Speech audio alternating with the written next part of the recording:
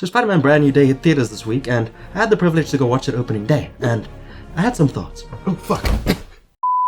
Now, before we get into the swing of things, for those of you who are concerned about spoilers, I will be adding timestamps down below, as I'll be doing a spoiler-free review first, and then jump into spoilers later on in the video. Anyway, on with the video. I went to see Brand New Day in cinema on opening day, Wednesday, so I've had a couple of days to digest the movie a bit since seeing it, and I initially wanted to drop a review immediately after walking out of the cinema, but in a way I'm glad I didn't, because it gave me some time to see what other people have been saying online, and a common sentiment is that people are either comparing Brand New Day to the likes of Sam Raimi / Tobey Maguire's Spider-Man 2, or contemplating whether this is the best MCU movie since Endgame, and honestly, 2 days and about 20 plus reviews later, I completely understand why. Sure, there are the inevitable for the sake of being contrarian takes popping up that seem to suggest that people are just overrating the movie because of all the hype, or due to it not living up to their predictions and or self-imposed expectations, but nevertheless, the positive word of mouth is the overwhelming majority online, which will likely push the box office earnings far beyond the insane $800 million opening weekend projection. So how does Brand New Day stack up against Sam Raimi's Spider-Man 2? Well, I think the reason a lot of people, including myself, have drawn that comparison is that Brand New Day seems to tread a lot of the same water that Spider-Man 2 did with the struggles Peter Parker has to deal with, especially those concerning his relationship with friends and loved ones when having to balance the responsibility of being Spider-Man with living a normal civilian life as Peter Parker. Both movies gives us a Peter dealing with some form of depression relating to the sacrifices that come with being Spider-Man, but I think there's more to the comparison between the two movies than just the themes. You see, Sam Raimi's Spider-Man 2 is notorious for being every hardcore comic book fan's favorite Spider-Man movie, and I think that has a lot to do with the mature direction the story took as a character study on Peter Parker and Spider-Man, with the villain, plot, and other characters serving as tools for Peter's character to react to or interact with to better frame his character arc throughout the movie. Brand New Day follows a very similar formula structurally, and like Spider-Man 2, it feels like the director Destin Daniel Cretton and the creative team, which seems to have included a heavy hand from Tom Holland, had a very clear direction for where they wanted to take the character of Peter throughout the film, and had the plot and all other supporting aspects of the movie either complement or drive that forward. So, naturally, I think future diehard comic book fans will likely cite Brand New Day as the best Spider-Man movie of the Tom Holland era, in a similar vein to those who cite Spider-Man 2 as the best in Tobey's run, with a lot of the same reasoning.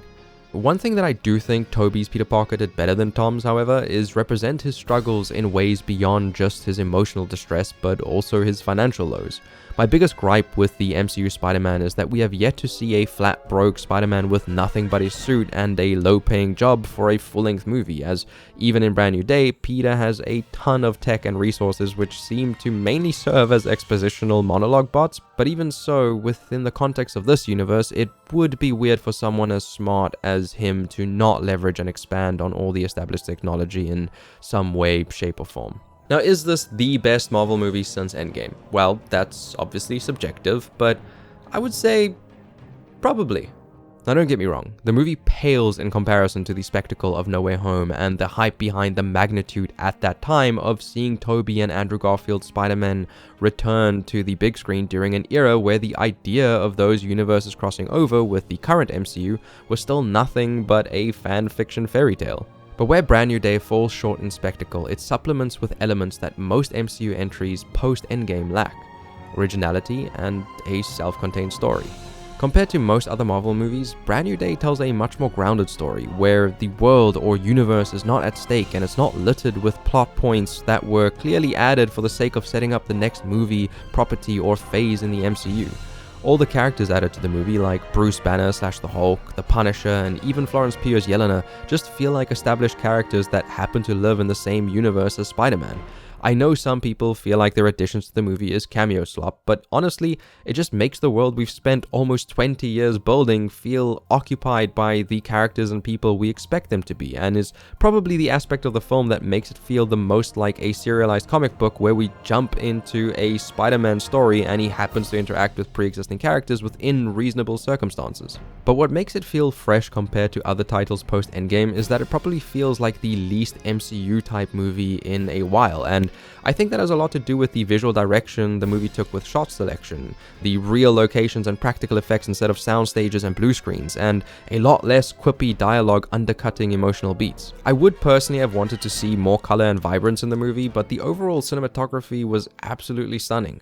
I hope the lesson Marvel takes away from this is not that Spider-Man is the only thing that makes money, or that this style of film is what they need to emulate with every subsequent solo movie beat for beat, but rather to allow directors and creative teams to take risks with fresh takes that differ from the regular, at this point generic MCU formula that tends to be diluted versions of one movie that performed extremely well in the past. Quick sidebar, my favorite part of the movie by far was any time John Bernthal and Tom Holland was on screen together, because holy crap, their chemistry is just hilarious. And I mean, sure, I am just a sucker for a classic buddy cop duo, like I'm a middle-aged divorced dad, but I'm a simple man, okay? Give me two bickering idiots with contrasting personalities and I am a happy man. Marvel, please make a Spider-Man/Punisher buddy cop action comedy if you love intended for alimony money.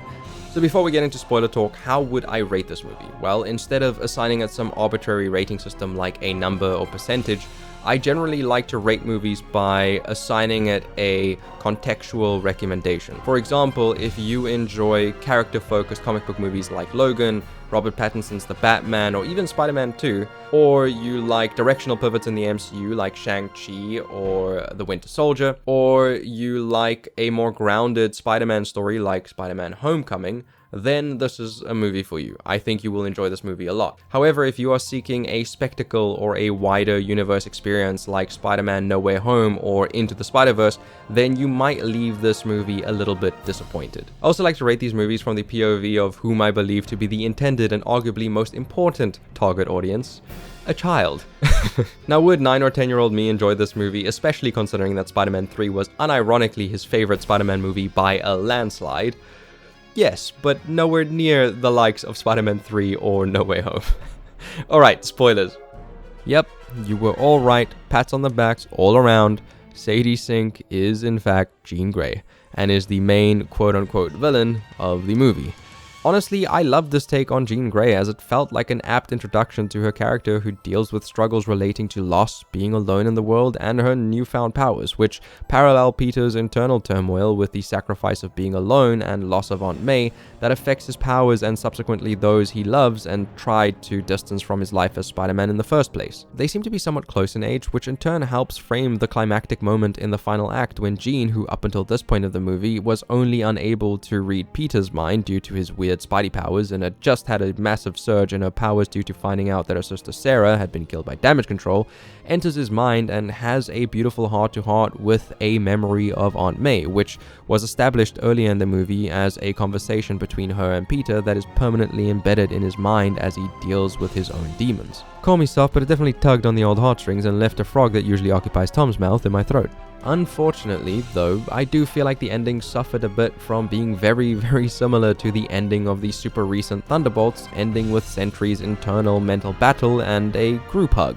That being said, the inclusion and use of Bruce Banner and the Hulk respectively was great, and seeing Spider-Man and the Punisher fight the Hulk was incredibly, pun intended, entertaining, with my personal favorite moment being Hulk smashing Spidey the same way he did Loki, only for Spider-Man to disappear from his grip and almost like an homage to Andrew Spidey appear on Hulk's back with that familiar spider-like body crawl. Earlier, I drew parallels between Tobey's Spider-Man arc and Tom's in this movie, and the most interesting one that I kept for spoilers is that Tobey's Peter loses his Spidey powers due to his emotional struggles, whereas Tom's arachnid powers seem to amplify due to his past trauma and his depression. Now, I enjoyed this part of the story not being some larger plot device or added element like the symbiote, but as I mentioned before, is probably going to be a key representation of why a lot of Marvel fans might be disappointed when they see this movie. The MCU has cultivated a fan base where theory crafting, prediction videos, hyper-detailed trailer breakdowns, reference hunting, and subsequent never-ending speculation